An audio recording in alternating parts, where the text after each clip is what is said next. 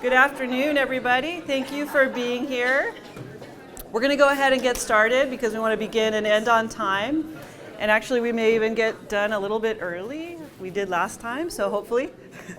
So hope you enjoy the refreshments. We did get coffee this time. We did hear on the others' feedback that sometimes people need coffee at this hour, and I understand, so there it is for you.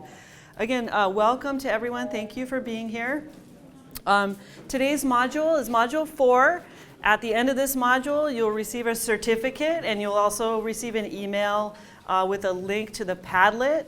The Padlet will have all of the different presentations, the video recordings of each presentation, along with the PowerPoint presentations, the documents, all kinds of things for you to use back at your sites.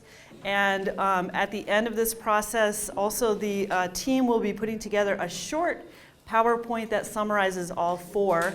So you can choose either the long option or the short option when you go back and work with your staff to help them understand this new process, okay? So let me introduce the people who have worked very hard to bring you this training. First of all, we have the JET team, and we have members of the JET team here today, and they've been working really hard all throughout this year, last year, and the year before even, to work on the new evaluation process. So come on over here. We have Denise Loera and Stephanie Lopez from the JET team today. Go ahead and give them a round of applause.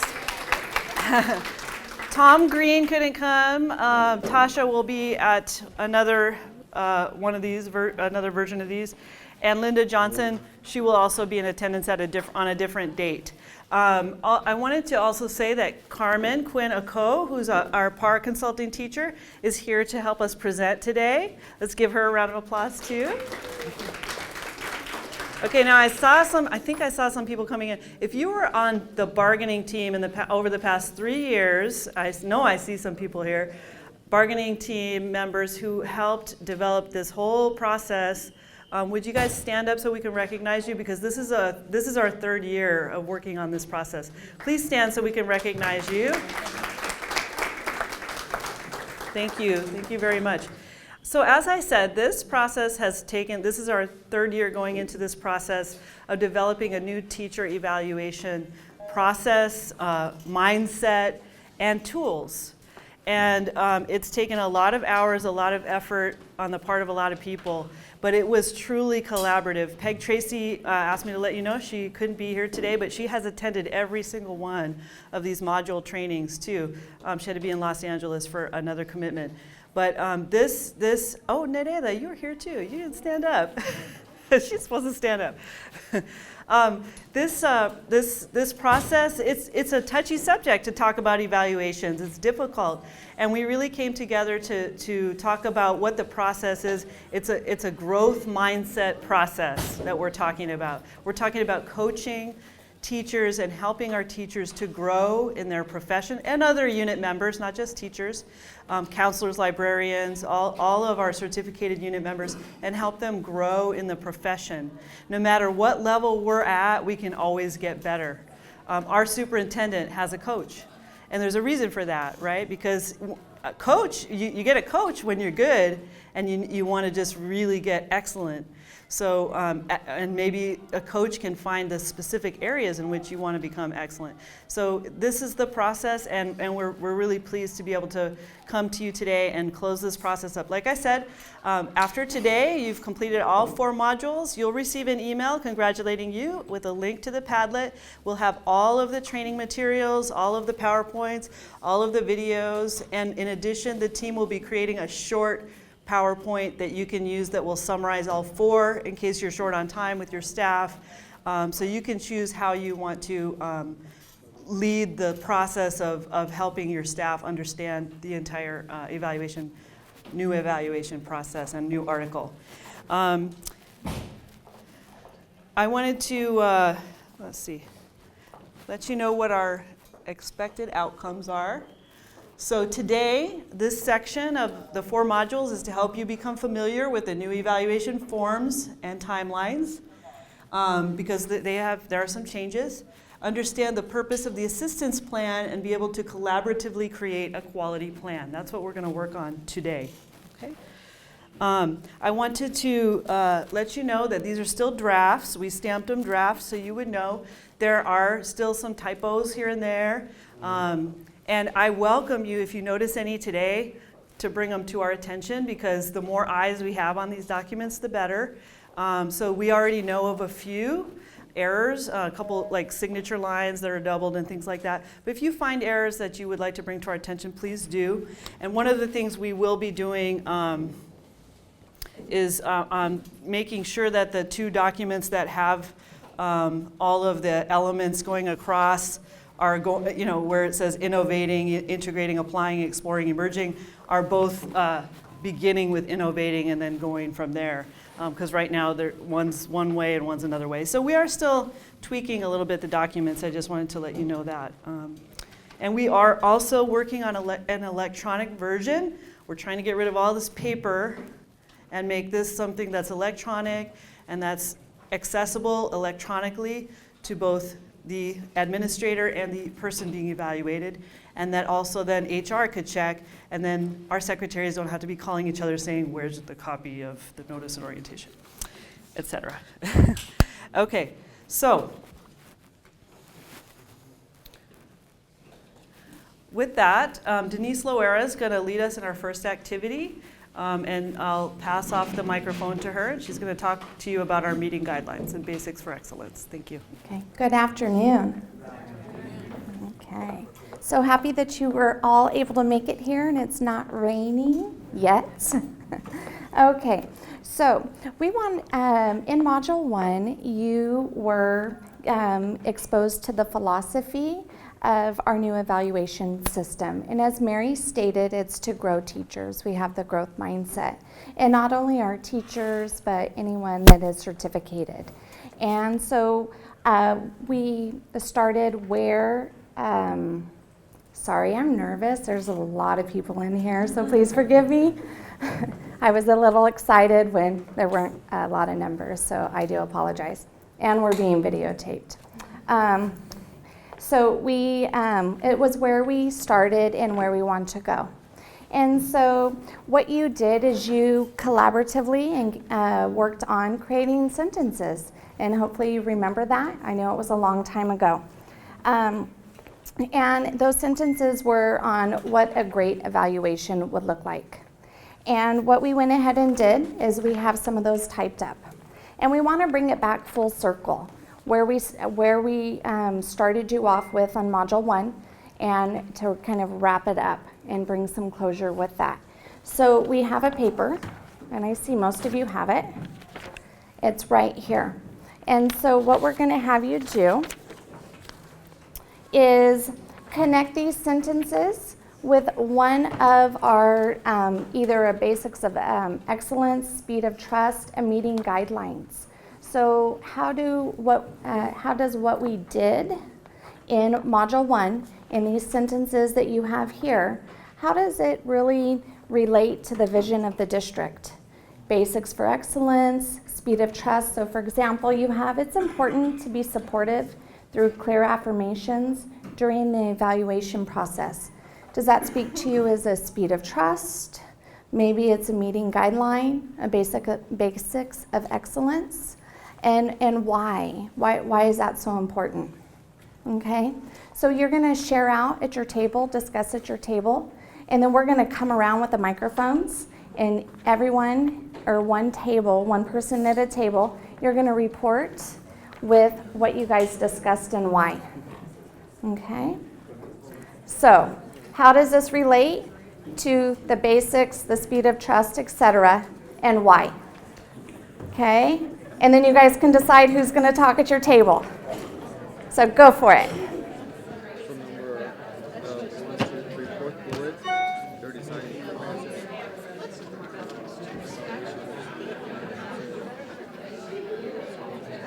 Teacher, would that be working together? Focusing our results together, maybe? Okay, who wants to share? Thank you. Okay, we decided that the statement, the affirmation of our commitment to student achievement made the process meaningful, was delivering results and getting better from the speed of trust. Okay, so our goal is to make everyone better. Thank you. Evaluations are designed to be comprehensive and simultaneously edify the teacher. That would be focus on results together. Okay. I have no eye contact at this table. It's great. Well, we're ready over here. I'll do it. Okay, thank you. So we talked about focusing on results together, as well as having those parameters of trust, being that it is going to be a collaborative process. Very good, thank you. For the second sentence, positive feedback highlights one's strengths and guides you for the next steps. We really talked about how that's about getting better and focusing on results together. Great, and that's what we want, is this growth model. I have some excitement over here. Okay, we thought that it's important to be supportive through clear affirmations during the evaluation process. Fits in well with number 11 on our chart over there, listen first. Very important to listen. What the administrator comes in wanting to say may be not what the teacher wants to talk about. So that's very, very important. Thank you. Okay, we talked about the whole process being a powerful experience and how it really focuses on results together and that it is a collaborative process. It's not something that we are deciding for the teachers how they're going to grow and what their goals are going to be. It's something that we're going to do collaboratively. All right, we discussed that the ideal positive evaluation experience will include a mutual commitment to the professional growth of the individual, as demonstrating an emotional commitment and sense of purpose by both the evaluatee and the evaluator.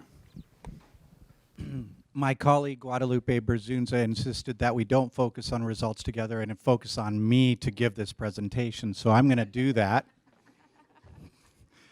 We did stick with that same theme, focus on results together, and as far as the powerful experiences, an ideal positive evaluation experience will include a mutual commitment. So again, this is just it's an us thing. It's not an us against them thing. Yes, we're a team, and that's so very important in this process. Okay, so we discussed the second to the last one. The teacher felt edified by supportive comments of his or her evaluator, and it's important and directly connects to extending trust throughout the entire purpose, in addition to having a sense of purpose. So that part is very important. Let's give ourselves a round of applause. Thank you. So what we're going to do is,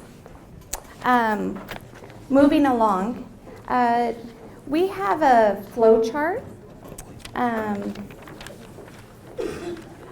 It's an evaluation process flow chart. So we're moving into a new round, into the collaborative process where we're working together as a team that we just discussed. And what we're going to have you do is just look at this new process. You've been through all the trainings, all the modules.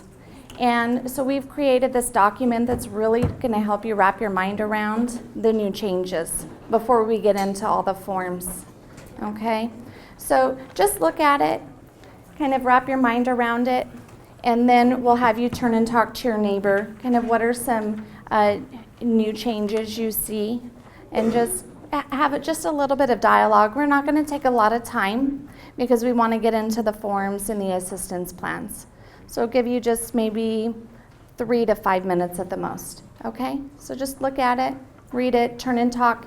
You'll note that there's timelines and stuff. It's really easy, so you just a quick glance reference guide for you. Okay? So just look at it and then turn and talk. What's the process that you know?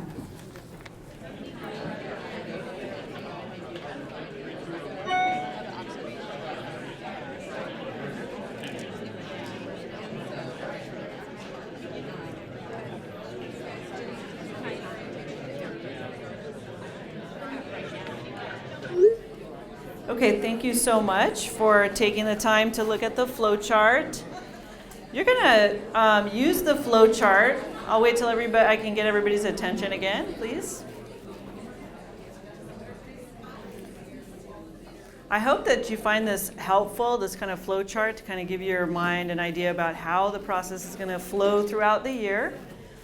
You're going to use this document, and you're going to use a couple of other documents in your packet right now to just explore, take time to look. That's the reason for this, is really to kind of have you just get your hands on all these different documents. So the items that you have the flow chart, of course.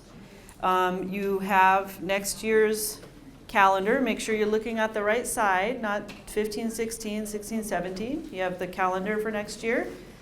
You have in your packet the self-assessment portion of the evaluation.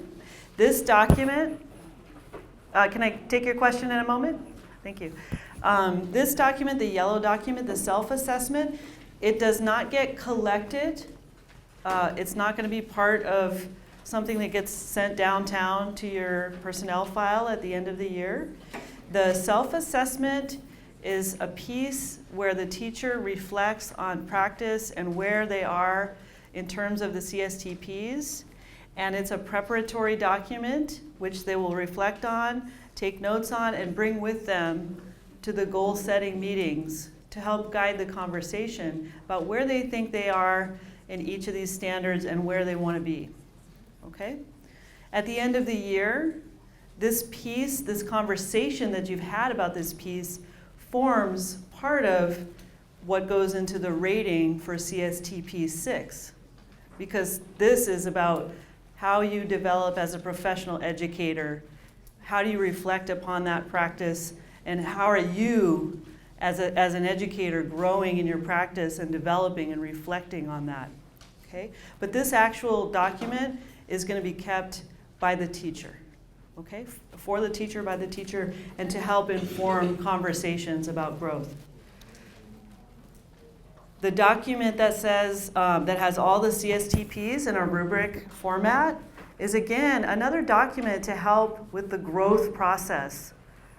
You know, if we look at each element and we determine, you know, where are we in terms of our practice for that standard, we can read the next box over and see where we want to be and what we need to do to get there. It clearly identifies what the growth needs to be to arrive at innovating. And what's really great, I think, about our new evaluation is that it recognizes teachers who are going above and beyond in the profession, who are giving back to the profession, who are leading and being teacher leaders from within the classroom. So, and you can see that in the ratings. So it's beyond meet standard. We have exceed standard, and what is that? We have innovatively implements the standard, and what is that? And that language comes from the CSTPs. We didn't make that up, it comes from them. So that's what this document is, and we will be publishing this in a sort of a booklet format because it's really a reference, a growth reference. For those of you who are educators, who are librarians or counselors, nurses, we have those professionals working on documents similar to these that are specific to those areas. So that there's also a growth document for counselors, for librarians, with a rubric attached that will help people identify objectively where are we. Okay? You have a green form. This is the new piece that we didn't really have in our last evaluation documents, the collaborative goal setting form. And again, this is to be done together, collaboratively. And you can see it begins with, it's got a school, district, or community goal. It's got progress review areas for you to document when you've met and what kind of conversations you've had, what kind of evidence you have of growth, and a little portion for the end of year reflection. We have taken out the end of year evaluation summary because as you do these observation conference summaries throughout the year, do one, maybe you do two, maybe you do three. We find that the final evaluation conference summary just is like not any kind of valuable feedback. It just seems to be pieces from all of the other observations pasted onto that form. So we've taken that away. There's no reason to give you that again. There's actually one form less. So yay, do I hear applause? Okay, But you will see we do have a section to basically reflect at the end of the year on the progress of your goals in this document. So there's still a place for reflection, just that we don't have that whole conference summary piece. There's an area for professional goal, and then there's an area for the student outcome goal. Next year will be 1, and in the following year there will be 2 of those, okay? In addition, you have 2, they're the white packets, and these are the forms that you're familiar with some changes to them. The notice and orientation, the pre-observation form, which is still optional, observation summary, the conference summary,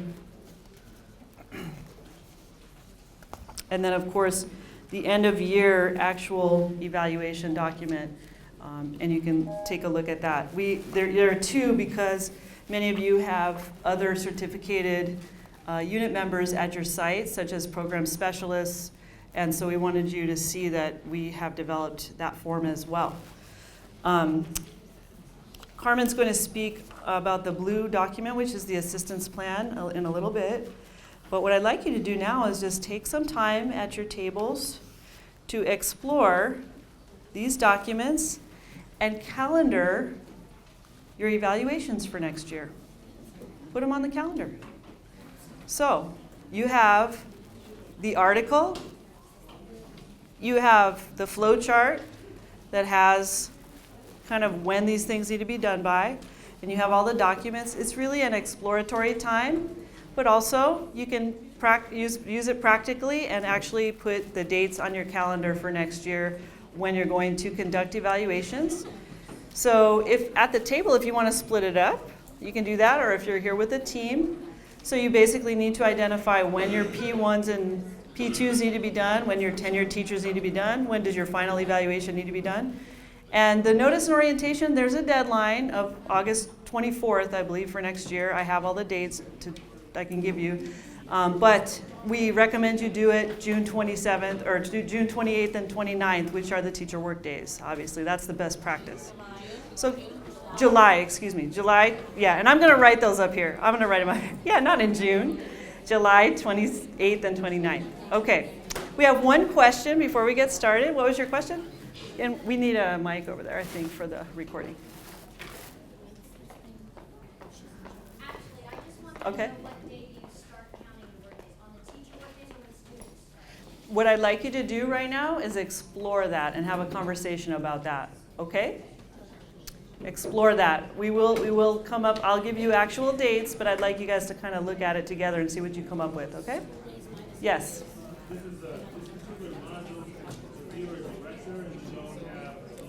I need a mic because I can't hear. All right, this particular module, if I'm a director and I don't have teachers to evaluate, there's no forms in here for me to kind of review, or is there a different format? Yes. So if you're evaluating counselors, librarians, program specialists, etc., you have the notice and orientation for other certificated unit members, and you have the program review documents.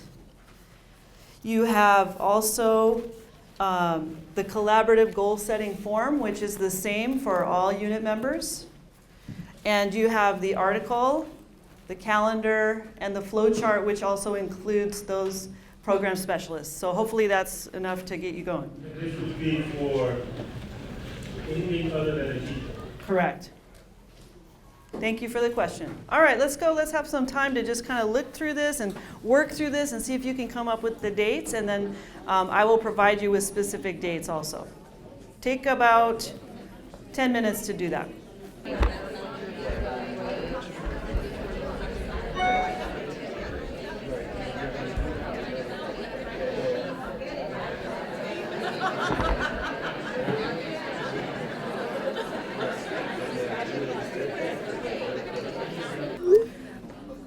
Let's see if you can help me. I have the dates, and I don't like to ask questions that I know the answer to. However, I do think there's a value in having you guys explore and think through it and really understand what the article says in terms of timelines, because we want to respect, obviously, what the agreement is with SBTA, and we also want to make sure that we're completing things in a timely manner to give people feedback and time to grow. So it's very important, but I do have the dates to help you if you weren't sure. Notice and orientation officially is due. Did anybody notice when? August 24th. However, who can say what would be the best dates to do the notice and orientation?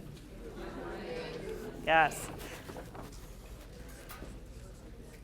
July 28th or the 29th. And who would be best to provide notice and orientation to?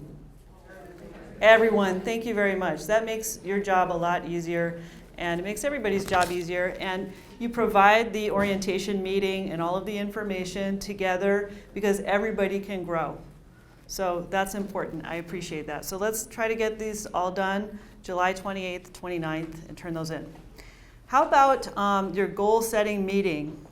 Your first goal-setting meeting, were you able to come up with the date that would be due by? Excellent, September 8th. Yay, very good.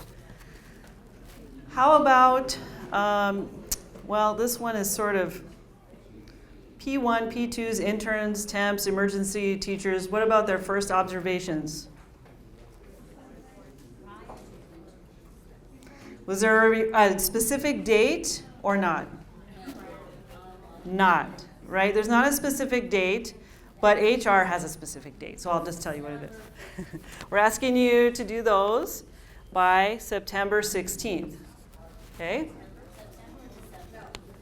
The first observations and conference summaries for P1s, P2s, interns, temporary, and emergency teachers, okay? How about the second observations and conference summaries for these P1s, P2s, temps, and the first observation for your permanent teachers? When is that due by? By December. Right. By the winter break, right? Before the winter break, it's due. And that is actually now in the new agreement. Prior to this year, we would advise people to do their tenured teachers before the winter break, but that is actually now written into the agreement. So by winter break, so we're kind of giving you a date of December 14th to kind of be your aim, your goal. Okay, 12-14. How about the goal monitoring meetings? Like kind of a mid-year meeting. When do you think would be a good date to do that by?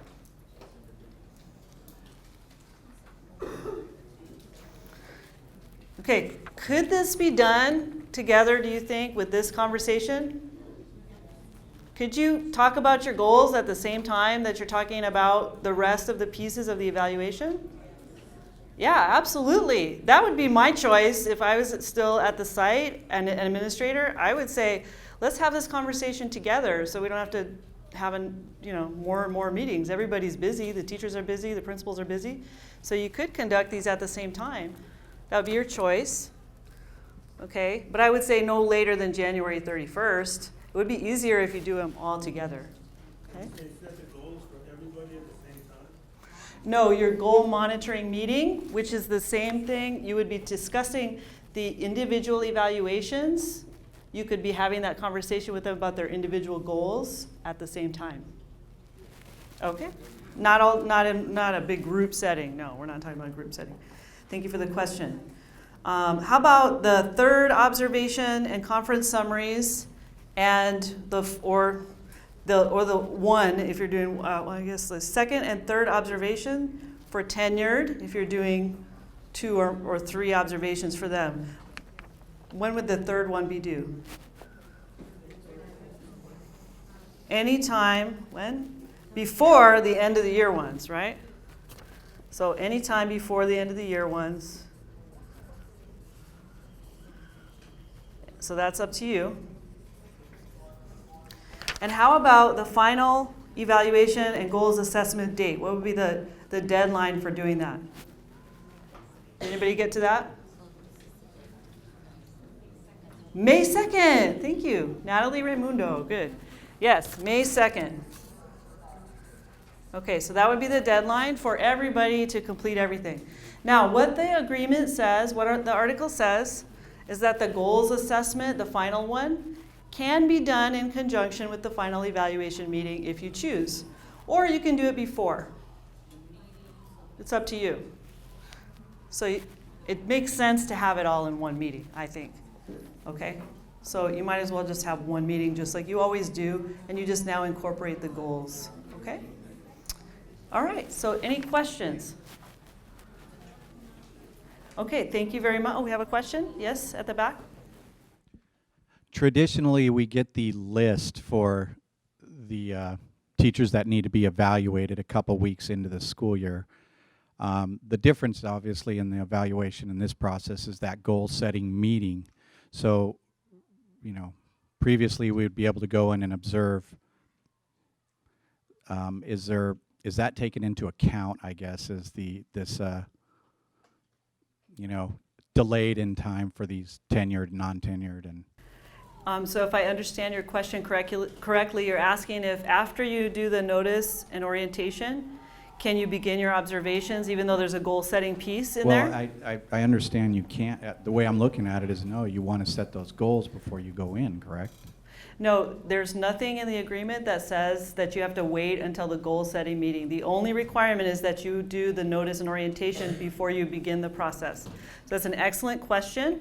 As soon as you do the notice and orientation and that's completed, you may begin the observation process. Because if you think about it, these are different pieces of evidence of performance and growth.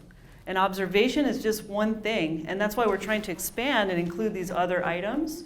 But you can certainly begin collecting that data by going and doing an observation right away. Thank you for the question. Yeah, when do we anticipate getting the list of our evaluate? That's kind of the core of my question. Everything kind of takes its time. So you guys just got your allotment information, and then we got to do staffing, and then we got to do all that kind of stuff. So as soon as we pretty much have a good idea of who your staff is, and then the second piece is once I receive all the final evaluations, because some people, well, it's just the honest truth. I'm saying it on film, but the honest truth is some people will not receive their evaluation this year, even though it was their year to receive one, for various reasons. There are lots of reasons for that. So until I know that that's the case, I can't say whether, because if they didn't receive one this year and they were due, they will need to receive one next year. And another thing that's being thrown into the mix is we are having a conversation, because we're rolling out a whole new process, we're having a conversation with SBTA about who actually must be evaluated, because we may make some changes in terms of the numbers of teachers that actually get evaluated. So those two elements will make a difference as to when you receive them, but we will get them to you as soon as we can. Okay? Yes? As an extension to his question, it's somewhat related. When we're looking at the number of teachers that are, well, we won't go there. You've somewhat answered that part. Let's talk about the timeline for conducting our goal-setting meetings. When you consider the number of teachers that generally have to be evaluated at the high school level, if we do not receive the list, and I understand why we're receiving it a couple of weeks in, that timeline is really short in making sure that we have meaningful conversations regarding our goals with those teachers. If we only have, if we have two weeks roughly, and the timeline says that by, what was it? The 24th that we have to have a goal setting meeting, there may be a challenge. So is there a contingency for that? You know what, I thank you for saying that, and we're gonna have an after action review meeting to discuss these. So would you do me a favor, Tina, and put that on when we do the plus delta, because we are taking all of that back to the conversation that we're having with SBTA, and I think that's an excellent point. Thank you. One other question with the goal setting. What if there is a dispute with whoever you're setting the goal with, just what if, and we can't hit that date? what is the dispute resolution, and what happens to the timeline if that occurs? Well, I think that we'll deal with that on an individual basis, but I think that as a district, we have been developing, building trusting relationships at sites. And I just want to make sure, I know you're going to tell me that answer, but there's going to be, yeah, that's a good one. But I'm just going to tell you, there are some staff members and some teachers who haven't gotten to the trust level and may cause some challenges. So I know you might not have an answer right now, but I would really like you to think about it just to make sure that the dispute resolution and the timelines can be adjusted. yes, thank you. And one of the things we will do, Ray, to help people with the goal setting piece, we're going to be providing a bank of goals, including those that people came up with when they went through Dr. Raimundo's team's presentation.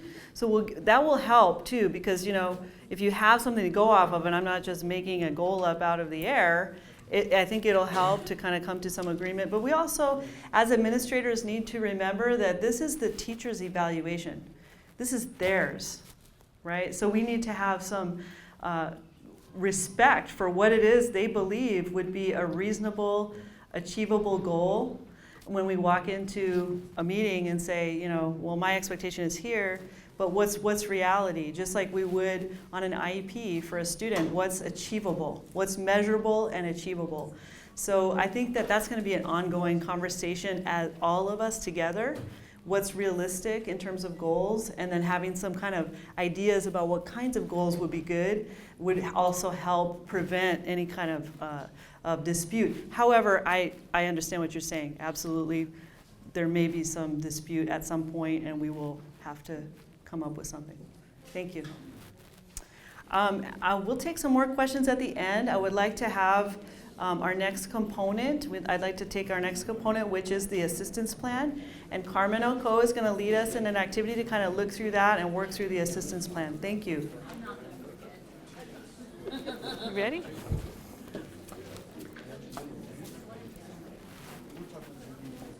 So today I was in a Common Core demonstration class, and at this particular school, the kids, it was a 4th grade class, and the kids do not get a recess until lunch.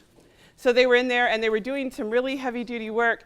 And after about an hour and a half, the teacher said, brain break. And I was so excited because they were playing music. Some of you guys, I'm gonna date myself, from The Music Man. There's that one where he's working on your chicken fat, where you're doing that. And so these kids actually got up and they were doing exercises and learning and marching and all. And it was interesting because it was like more than 5 minutes. So it was like about 7 minutes. And at first I thought that was too long. And then I saw when it was over, because it was very kinesthetic, that when it was over, one, the kids were kind of exhausted, but also little endorphins that kicked in a little bit because it was that. So and then the actual lesson began like a different thing. So I'm not going to make you guys get up and do things to The Music Man, but I know you've been sitting for a while. So if you just want to stand or just take a quick, you need to get up, get something. But here's how I'm going to have you get up. For this next thing that we're going to do, it's really important that we kind of have a balance of teachers and administrators at a table, because we're going to give you the opportunity to actually create an assistance plan, kind of go through that process. So if you're an administrator, could you just stand up for a minute, please, so I can just visually look and see if we need to balance some tables.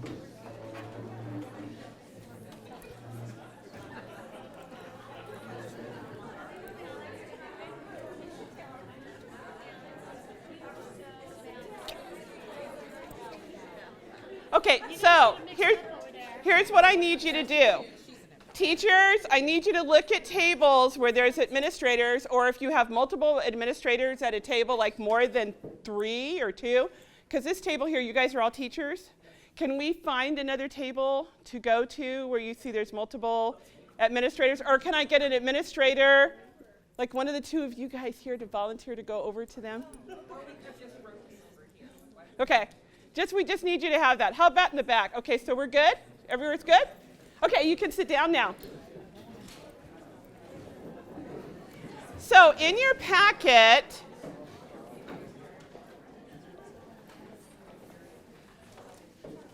I'm still kind of in teacher mode, so when I want attention, I'm going to do this. I am not going to require you to lift your hand, but I would like for this to be the signal that we would bring our attention here, because the faster we can move along, guess what? The faster we can leave. So when my hand is up, I need to have everyone's attention over here so that we can just move along, okay? Look at you. You guys are great. Thank you. So in your packet, you have something, find the assistance plan form, which I believe is green. Is it blue? I'm sorry, it's blue.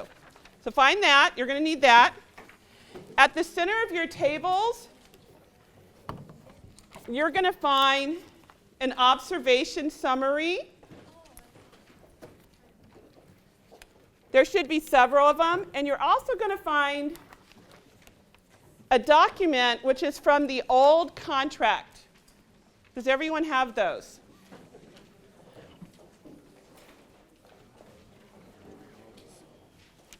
Do we have them? So here's what I want you to do. I want you to take the one that says 2015-16. And if you're probably going to share that between two of you. So take that document and then go to, in your packet, you have the Appendix G. I want you to go in there and find where it says assistance plan. And I want you just to compare what the new contract with the language says compared to the old one. Okay? Anyone have questions about what we're going to do? You're just going to take a brief minute or two to look at the difference between the old one, which is the 2015-16, and the new contract for assistance plans. First thing you're going to probably notice is under the new contract, it's much longer, much more detailed. So take a few minutes, look at those documents, compare them, and then we're going to talk and find out what you guys notice. Okay? Go.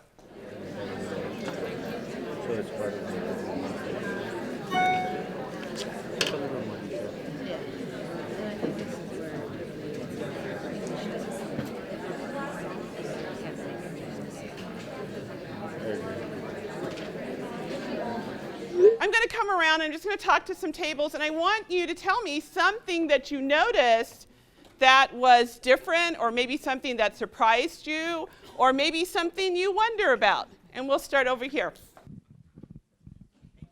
You're welcome. Well, I thought it was interesting that it says that if the evaluator has evidence, but this one says if the evaluator believes. So you're seeing a difference between the actual form and what the contract says. Yeah.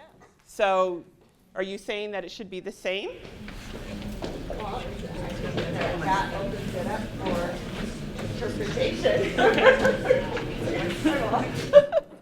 But you know what? That's exactly the type of feedback that we want. So if you could put that on your plus deltas, it would be really beneficial. Did you get that, Mary? We discussed in the new language if a member has under an assistance plan and they transfer, it's the responsibility of the new administrator and to collaborate with the person and create a new assistance plan. And there is no verbiage as to either way in the old one, at least on that page. Thank you. That is a really big change in the new contract, that when someone changes sites, and people change sites for all kinds of reasons, sometimes it's voluntary, sometimes it's involuntary, and when they change sites, it's up to the new administrator as to whether or not they're going to honor that assistance plan, or if they're just going to start over. And one of the reasons for that is that we have teachers in our district who maybe they were teaching elementary school, and they had a secondary supplemental credential, and their assistance plan was written for an elementary classroom, and now they're teaching, say, 7th grade science, and it doesn't match up, and there's other reasons. So that is a big part. Did you guys all get that? That when someone changes school, it's up to the administrator whether or not they're going to continue with that assistance plan. How about over here? What is anything that you guys noticed or you wonder?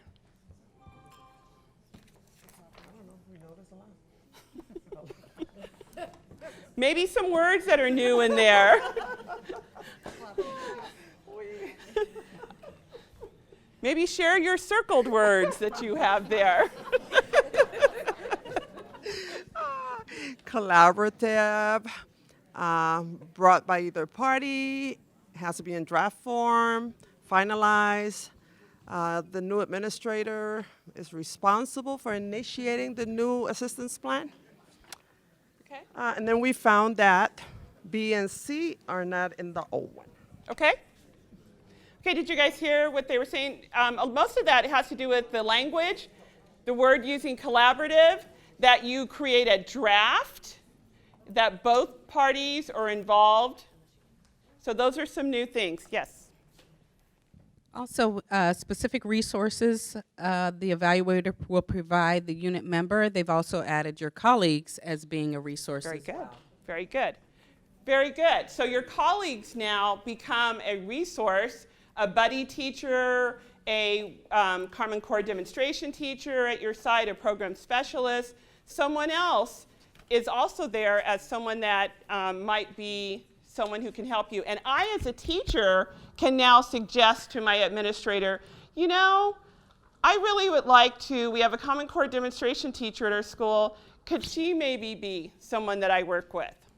Okay, so that's a new part that's there also. Okay, one more. What did you guys notice up here?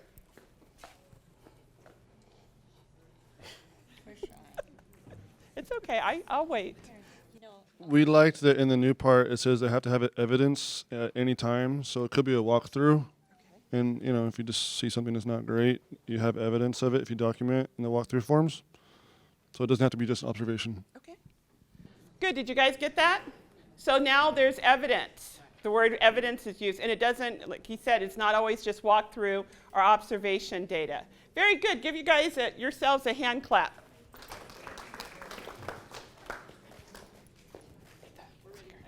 Oh, you clicked it. Okay, so here's what you're going to do now. You're going to get an opportunity, can we pass these out one to the table, to actually create an assistance plan with a teacher, because that's what the new process is going to be. It's now collaborative. Gone are the days where I go in, I observe you, I now give you a plan, and you take it and we go from there.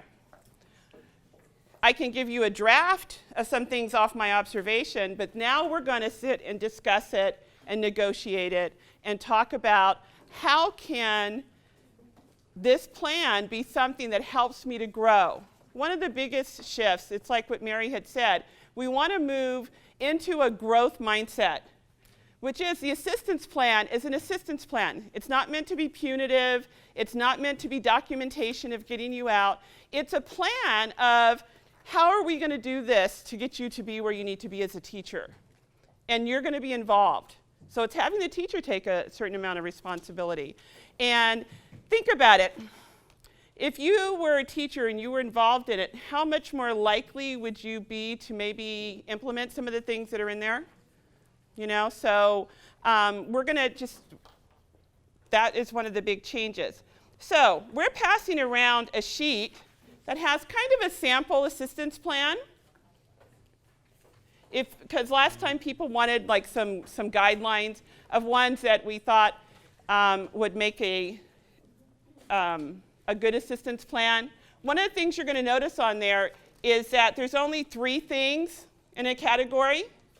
And they're specific, so it's not just utilize a variety of instructional strategies and techniques to facilitate learning for all students, which comes right off the CSTPs. It gives examples. And that would be something that could be negotiated between the teacher and the administrator. This is one example that I think I could do, as opposed to a whole grocery list or 50 things that I could do. So that's one of the things. You have an observation summary, so you're going to take a few minutes to just read that with a partner. And from that, you are going to create an assistance plan. With 1 or 2 goals in each category. Okay, are we all clear about what we're going to do? Are we awake? Yes. No, we're not doing every standard. We're just doing, I would just choose 1 and 2. Standards 1 and 2. And after you read the observation summary, just take a look and see what would be some goals that you would come up with under that standard. Okay? And then we're going to let you share out what you came up with. You can continue if you finish ahead of time with what resources would the person use, and also if you wanted to put a timeline. Again, all those things would be agreed upon mutually, collaboratively. Okay? So since you've already started, let's continue. We're going to give you about 10 minutes. I told the students that they were going to begin writing that meaning to the students who were learning and who were not learning, and the students wanted to begin to quiet down. So they threw it. It's positive. Thank the students who were. So, thank you guys that allowed me to come around to your tables and to talk to you. I got some really good feedback and some dialogue about what the process felt like. So I want to start first with teachers, about how does it, so teachers, raise your hand, teachers, where are you? Okay, so I want you to talk to me or talk to the group about what would it feel like to be able to sit down and to be talking and negotiating and deciding maybe some of the support you would have, some of the goals you would have. What would that feel like? We'll start over here. We're going to go over here. Thank you. Okay, as a teacher, instead of Miss Field just telling me what to do, what I did wrong, we talked about it, we discussed it, what I could work on, what did I think I need to work on, and what type of support, such as possibly other teachers in the school, and seeing how their classroom management is. So, and how does that feel? It felt good. No, it didn't feel like I was being run over by a train. You know, we were working together. Thank you. You're welcome. Okay, another teacher. Does anyone agree with what she had to say? Where are my teachers? Brenda's a teacher. Thank you, Brenda. Oh, you're welcome. No, I think it's appreciated that you have a voice in what happens to you. So even though the administrator might tell you these are the areas I want you to grow, then you would be able to have a voice in what that's going to look like, and especially in terms of the support, because I don't necessarily want you to give me Carmen. I might want a different par coach.